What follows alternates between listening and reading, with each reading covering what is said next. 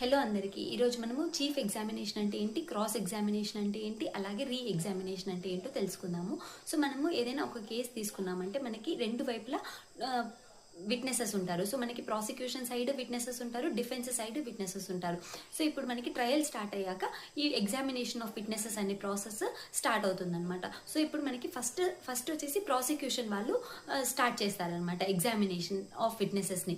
So ఇప్పుడు మనకి ఏంటంటే prosecution side charge sheet file చేసినప్పుడు వాళ్ళ తరపున ఏ విట్నెసెస్ ఉన్నారో వాళ్ళు ఛార్జ్ షీట్ ఫైల్ చేసేటప్పుడు క్లియర్గా మెన్షన్ చేశారనమాట. సో ఆ విట్నెసెస్ని ఇప్పుడు కోర్టు ముందరికి తీసుకొస్తారనమాట.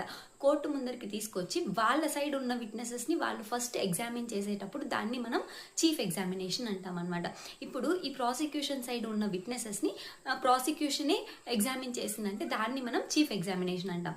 ఇప్పుడు చీఫ్ ఎగ్జామినేషన్ కంప్లీట్ అవ్వగానే మనకి ఆపోజిట్ వాళ్ళు ఉంటారు కదా, అదే డిఫెన్స్ కౌన్సిల్ వాళ్ళు ఉంటారు కదా, వాళ్ళు వచ్చేసి ఈ విట్నెసెస్ని క్రాస్ ఎగ్జామిన్ చేస్తారనమాట. అప్పుడు దాన్ని మనం క్రాస్ ఎగ్జామినేషన్ అంటాము. అలాగే ఇప్పుడు క్రాస్ ఎగ్జామినేషన్లో ఇంకా కొన్ని క్వశ్చన్స్ అనేవి రైజ్ అవుతూ ఉంటాయి కదా. సో ఆ క్వశ్చన్స్ని మళ్ళీ ప్రాసిక్యూషన్ వాళ్ళు ఆ విట్నెసెస్ని మళ్ళీ రీ ఎగ్జామిన్ చేస్తారనమాట.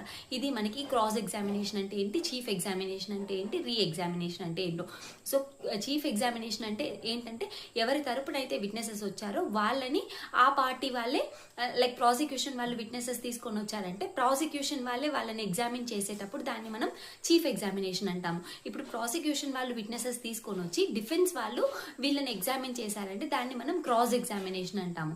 రీ ఎగ్జామినేషన్ అంటే ఇప్పుడు క్రాస్ ఎగ్జామినేషన్లో ఏవైనా క్వశ్చన్స్ రేజ్ అయినప్పుడు దానికి మళ్ళీ ఇంకా ఫర్దర్గా ఎగ్జామిన్ చేయాలనుకున్నప్పుడు ఈ ప్రాసిక్యూషన్ వాళ్ళు మళ్ళీ ఇంకొకసారి వాళ్ళని ఎగ్జామిన్ చేసేటప్పుడు దాన్ని మనం రీ ఎగ్జామినేషన్ అంటాం అనమాట. సో మనకి మెయిన్గా జేసీజీలో ఒక ఇంపార్టెంట్ క్వశ్చన్ ప్రతిసారి అడుగుతారండి, లీడింగ్ క్వశ్చన్స్ అనేసి అడుగుతారు.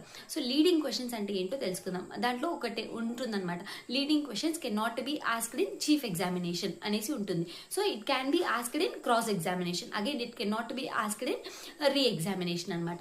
సో ఇక్కడ మనకి ఏంటంటే లీడింగ్ క్వశ్చన్స్ అంటే ఏంటో తెలుసుకుందాం. లీడింగ్ క్వశ్చన్స్ అంటే ఏంటైతే ఏవైతే క్వశ్చన్స్ ఆన్సర్ని సజెస్ట్ చేస్తున్నాయో వాటిల్ని మనము లీడింగ్ క్వశ్చన్స్ అంటాం.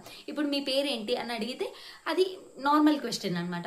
అదే మీ పేరు హరిప్రియానే కదా అని అడిగామంటే అది లీడింగ్ క్వశ్చన్ అనమాట. ఎందుకంటే అదే ఆన్సర్ని సజెస్ట్ చేశాను. ఇప్పుడు మీరు హైదరాబాద్లో ఉంటున్నారు, సో అండ్ సో అడ్రస్లో ఉంటున్నారు అని అడిగామనుకో అది లీడింగ్ క్వశ్చన్ అనమాట. అదే మనం మీరు ఎక్కడ ఉంటున్నారు అని అడిగామంటే అది నార్మల్ క్వశ్చన్ అనమాట. ఇది మనకి లీడింగ్ క్వశ్చన్ అంటే. సో మనము క్రాస్ ఎగ్జామిన్ చేసేటప్పుడు లీడింగ్ క్వశ్చన్స్ని అడగచ్చు, కానీ చీఫ్ ఎగ్జామినేషన్, రీ ఎగ్జామినేషన్ చేసేటప్పుడు leading questions only with the permission of court we can ask. Thank you.